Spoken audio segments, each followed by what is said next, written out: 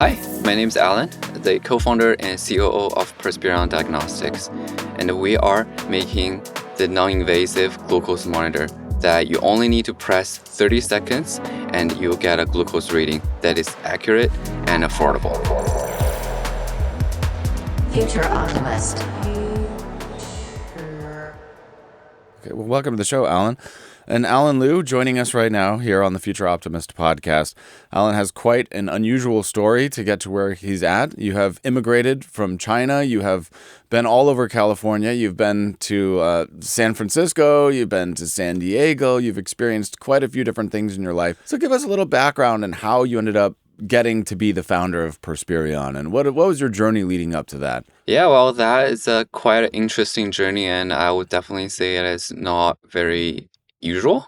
So I came to the US when I was 15 years old. I came here for 2 years of high school, and then I went to UC San Diego for my bachelor's degree, where I studied nanoengineering, which is not something that I would have thought when, if it's 10 years ago. So I actually met my current co-founder, Lou, and we met in a research lab, and we have been worked together in there, and also we joined a startup company together when I was in college. And it was super fun. We went to pitch competitions, we went to accelerators and learned a bunch of new things. And I think that experience was a good inspiration for us. So, and that kind of planted a seed in me that I wanted to be an entrepreneur sometime.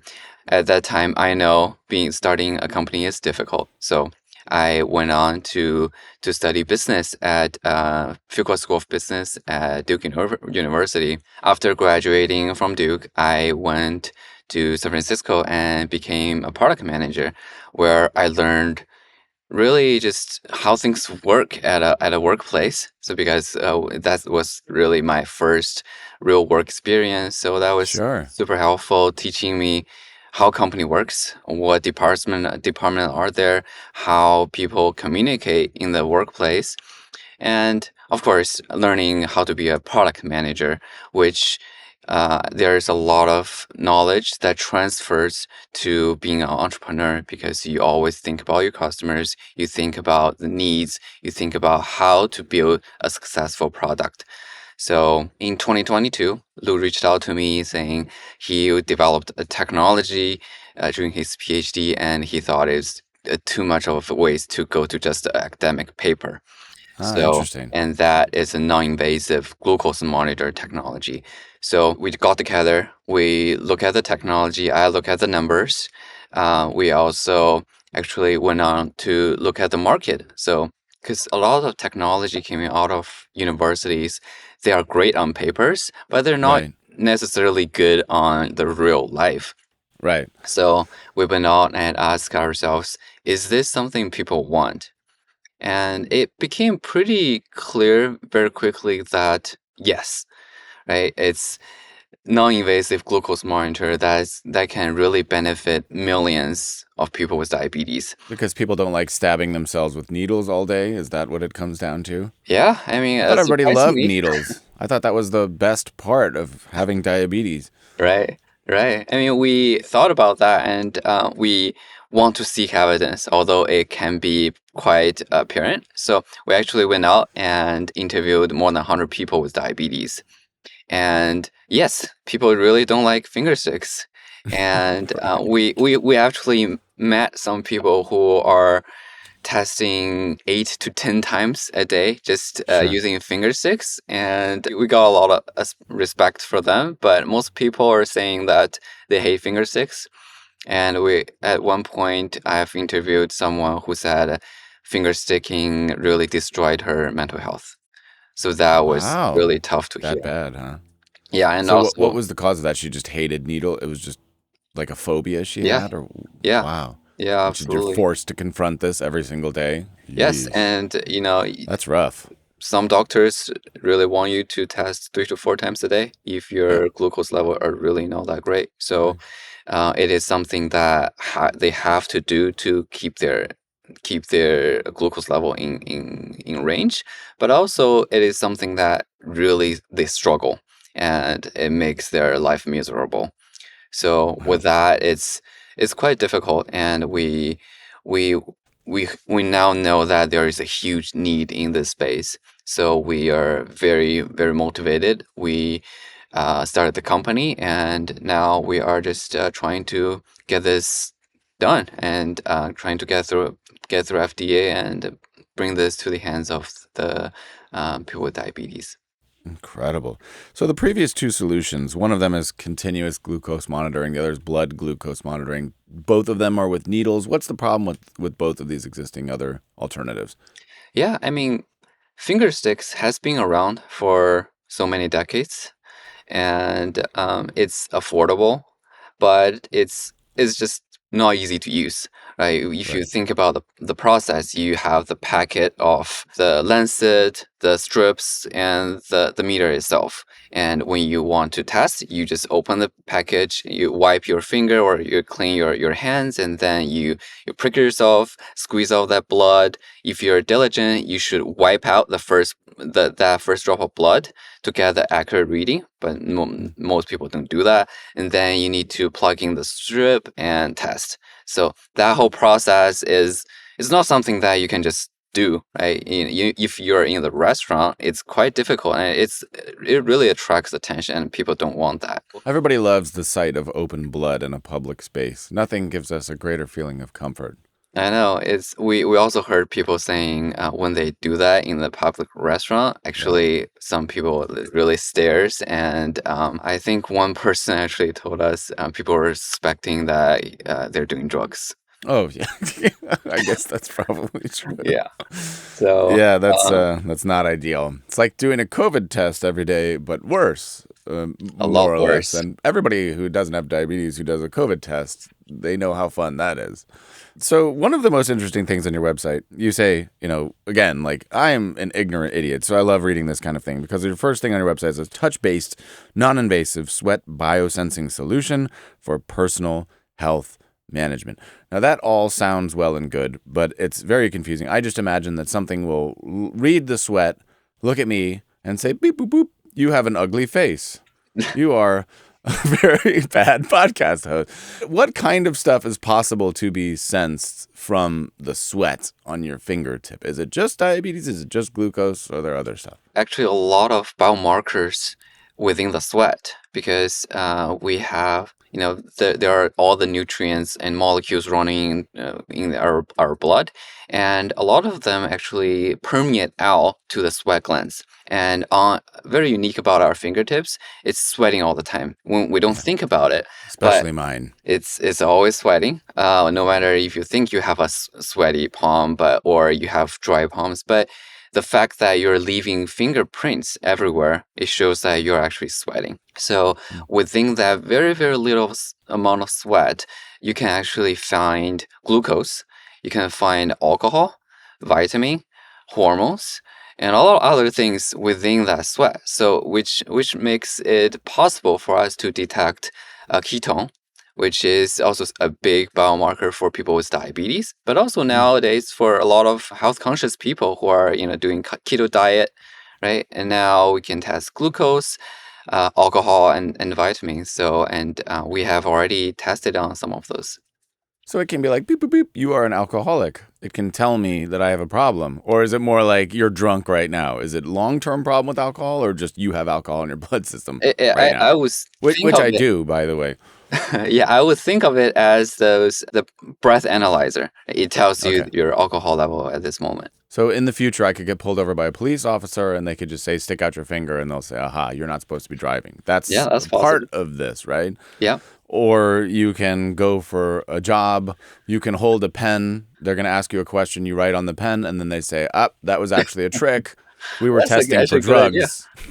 We were That's a good testing use. you for drugs while you didn't even know about it. You're not getting the contract. That's possible too, right? That's possible. Yeah. Yeah. So, like, what kinds of drugs could be tested for with this? All kinds? I mean, anything that is traditionally tested, because typically it's what? It's urine, hair samples. What could we replace with this there? Yeah, another big area would be the narcotics. Yeah. So it is definitely possible to do field tests on those. There are definitely things that we cannot test, like those are in very, very low concentration. For example, we got asked about testing insulin, but that is just very difficult. It has just so little in your sweat. It makes it very difficult to detect. Are there any other drugs that are difficult to detect? I need to write these down just to be very safe for the future. What else can't we detect? We're still very early in this journey, so we did It's some beginning. papers on some of the content, Yeah, but right now we're just really focusing on the glucose on the because it glucose. is just so huge, and we want to make sure that as a startup company, focus on just Yeah. one thing, and now after we get that done, then we can expand to another. So that's the fastest path to scale that you see at the moment right now. Yes. Cool. That's awesome. But yeah, I find it fascinating that there are multiple things that you can do. And one of the reasons why I sought you out is because when we think of the future, and that's obviously the topic of this podcast, we think of the crazy stuff, the technology, the advancements. And I personally think of what is the stuff that I don't even know that I don't know. We think of advancements that will change everything. And when I find something like this, here's a fingertip and that's going to change everything. Of course, that's exciting. It seems like this, what is this whole world and what is this whole category? So you mentioned that it began in an academic setting. So what was that initial breakthrough that you didn't want contained to academia? What was the breakthrough that you said we need to commercialize this, or your partner did? Yeah, there are papers coming out of academic labs every day, and some of them get on the cover of Nature magazine, and it's a highly recognizable thing.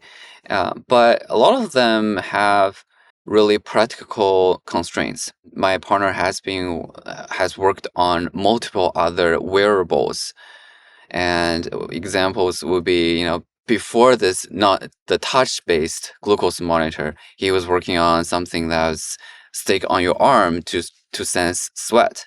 And for that kind of application, it requires you to actually sweat because fingertip is very special that it sweats all the time, but it's not the same on your arm. So every time that they're doing experiment, he has to ride on a bike for 30 minutes to get really all sweaty. Yeah. And if we want to make that really the glucose monitor method for people with diabetes, it's not really practical, right? If you ask somebody to run for a mile to test their glucose level, then maybe that will solve their Yeah, that that's will an cure easy their ask. disease. But Most Americans can't wait to do that. yeah, so it's Run just for how long? What it's did just you say? difficult. Yeah, it's a So lot. same with a lot of other technology. Before we have all heard about the contact lens that in your eyes that test your glucose level, and I think Google worked on it, but it's just so difficult and it's so unpractical. It looks great on the paper, but once you get deeper onto that, when you want to commercialize, when you want to really make it a real thing for people to wear, either so they don't work out probably because of the cost or because of its reliability or its scalability or miniaturization. So what we see in our technology that is so great is it's simple. It's using the same technology that's being used in blood glucose meters and in continuous glucose meters because we're using enzyme to test to check the glucose. So we just saw the elegant in this technology, and we believe this is something that can really make a difference. So, what is the form factor that you ultimately imagine? Have you settled on that? What am I actually going to do? What kind of device, or how's it going to work? Yeah, so at the very first step, we are because this is a medical device, we want to start small. So we developed a pocket size meter. So it is smaller than your phone that you carry with you in your pocket or in your purse. It's just very easy. And when you need to know your glucose level, you just pull that out and you press your finger on that for 30 seconds. So that's really the first step. It's the easiest and it's very close, very similar to a blood glucose meter today. Right? It's very small that you carry around. In the future, this can definitely be changed to a different form factor, like on the strap of your watch. Yeah. or on the back of your phone. That now we not on iPhones they have the MagSafe that you just tap on your phone and what you need to know and just press there and it automatically connects to your iPhone apps and you can get to know your level there. And is it infinitely reusable, except, for the life of the device? No moving parts, nothing needs to be replaced. You can use it over and over again? Also very similar to blood glucose meters. It has the meter and the Hmm. strips. A meter is Hmm. a durable, Ah, I which see. Yeah. that can last for a while. But the Hmm. strips, it's not infinitely reusable. But the Mm. good thing is it is reusable. Mm. Based on our testing, it can be reused up to 60 times. Okay. That is already 60x better than the finger stick, right? Hmm. It's so much better, and we like that. For our device, you don't need to carry a batch of supplies with you. Do you envision a future where maybe like via lasers or light or something like that, it could be something like a scanner, like a fingerprint beep, and it could be perpetually usable, or is that just insane to consider? It's definitely not insane to consider. Right now, there are a bunch of companies trying to do that. Apple Okay. has been saying that, oh, it's gonna be in the next Apple Watch, and Samsung is trying to get into the game, but it's just difficult. As I mentioned very briefly before, we're using enzymatic sensing technology, Mm. but for those light based, it's a completely different way of Mm-hmm. testing the glucose. Although it's cool that it's on your watch, there's nothing else to it, and it's infinitely reusable. Mm-hmm. It's just very very difficult to make that work.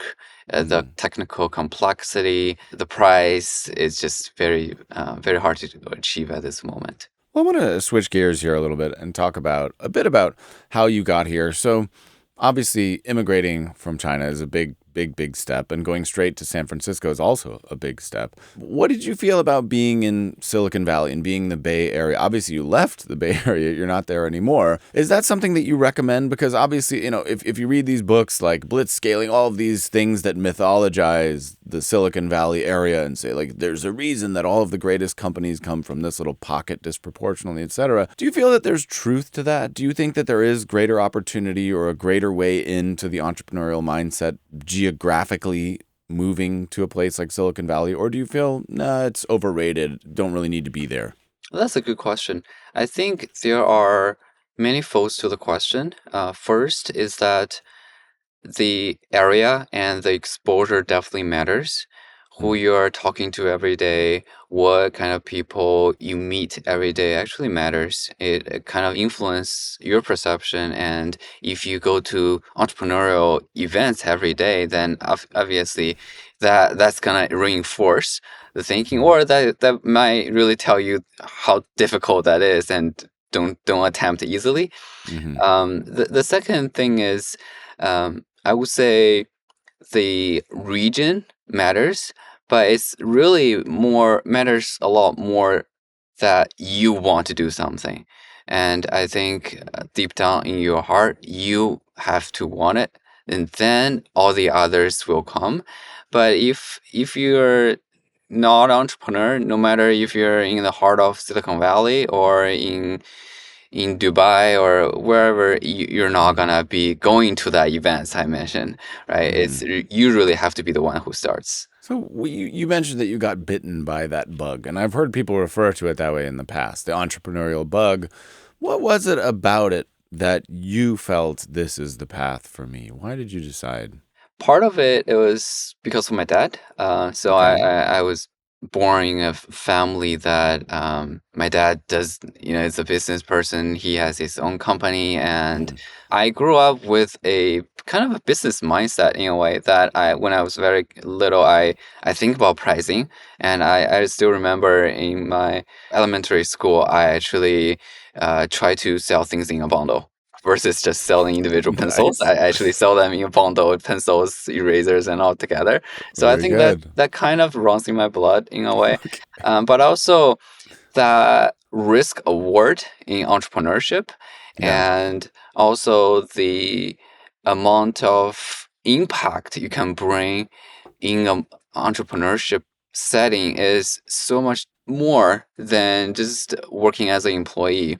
It's it's rewarding to learn as an employee and working for somebody, but it feels so much different that you're building something that's you really really want deep in your heart, and Mm. this is something that you think about during the day and you dream about it during the night. It's just a very different feeling.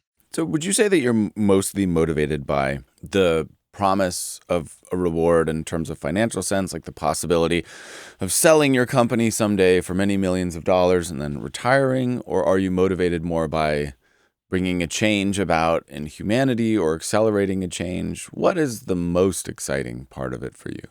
I would say the most exciting part is the impact that I can bring. Mm. It's about really making a change in people's lives. Yeah. I think really changing in human is really big, but I like to think about it in a smaller setting, is how I can change any one person's life. If I can improve the lives of 10,000 people, that's already a huge success for me. And now this opportunity can unlock stuff, more than millions, if not billions of people. So that's huge Mm. impact for me. And it's Mm. also the stability that I can bring to my life, and also a lot the learning, the journey, and the people I can meet, the challenges along the way. Those are all the great things coming with this journey. So, do you think much about the implications? Would you consider yourself a philosophical person? Do you think much about questions like that, big questions about technology, or are you just more focused on one thing? I wouldn't call myself a philosophical Okay. person. I'm more practical. More practical. Yeah. I love really doing the problem solving Hmm. on the challenge at this moment, rather than worrying about things in the future. And Okay. I'm also very optimistic about the future. I think that also is also very helpful. I really look at things in a positive ways, and so that's one reason that I rarely got super frustrated on some current challenges. Have you always been an optimist? Yes. Okay. Always. No matter what's happening. Do you read the news? I'm just curious. Do you consume the news or not at all? I do, but I You're like, actually that's all, it's all going good. It's all like you read it and with an approving smile, you say, "Yep, that's fun. That's cool. Great. Humanity's on the right track."